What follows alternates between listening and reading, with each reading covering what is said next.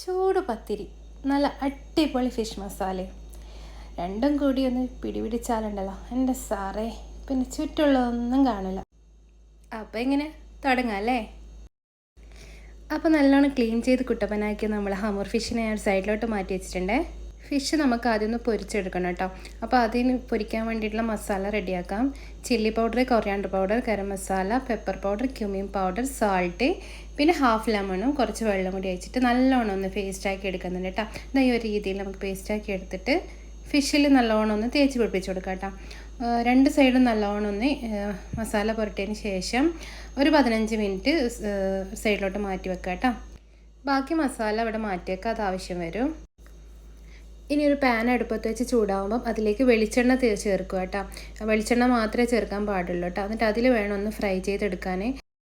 കാര്യം ഈ പൊരിച്ച വെളിച്ചെണ്ണയിൽ തന്നെയാണ് കേട്ടോ നമ്മൾ മസാലയും റെഡിയാക്കുന്നത്.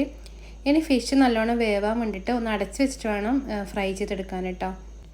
ആദ്യം അടച്ച് വെച്ച് ഒന്ന് ഫ്രൈ ചെയ്തതിന് ശേഷം പിന്നെ തുറന്ന് വെച്ചിട്ട് കുറച്ചൊരു 10 മിനിറ്റും കൂടി ഫ്രൈ ചെയ്തിട്ട് വേണം മാറ്റി വെക്കാൻ. ഇനി മീൻ പൊരിച്ച ആ പാനിലോട്ട് തന്നെ കുറച്ചുകൂടെ വെളിച്ചെണ്ണയും കൂടി ചേർത്തിട്ട് ഒരു ഉള്ളിയും ഒരു ഹാഫ് തക്കാളിയും ഒരു പച്ചമുളകും കുറച്ച് കറിവേപ്പിലയും കൂടി ഇട്ടിട്ട് നല്ലോണം ഒന്ന് വഴറ്റിയെടുക്കണം. കുറച്ച് ഉപ്പും കൂടി ചേർത്ത് കൊടുക്കണം. ഈ സമയത്ത് എല്ലാം കൂടി നല്ലോണം വഴന്ന് വന്നാലുണ്ടല്ലോ, നേരത്തെ മാറ്റി വെച്ച മസാല ഉണ്ടല്ലോ, അത് അതിലേക്ക് കുറച്ച് വെള്ളം കൂടി ചേർത്തിട്ടൊന്ന് മിക്സ് ചെയ്ത് കൊടുക്കുക കേട്ടോ.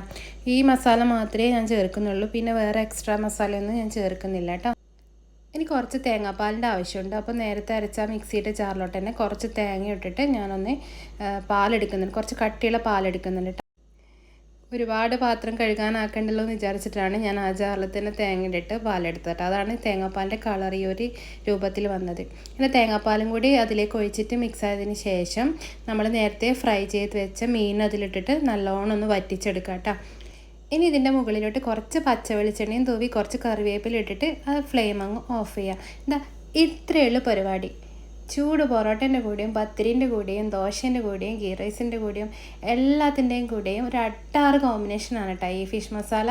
നിങ്ങൾക്ക് ഏത് ഫിഷിൻ്റെ കൂടെ വേണമെങ്കിലും നിങ്ങൾക്ക് ഈ ഒരു മസാല ട്രൈ ചെയ്ത് നോക്കാം കേട്ടോ.